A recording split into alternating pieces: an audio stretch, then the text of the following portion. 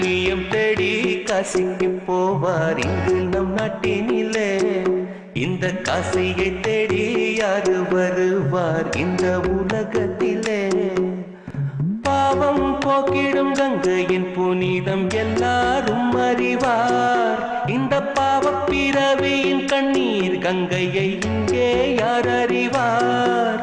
தெய்வத்தை தேடி பக்தர்கள் கூட்டம் ஆலயம் செல்லுதடி. ஒரு பாட்டினில் வாழும் பித்தனை தேடி தெய்வமே வந்ததடி.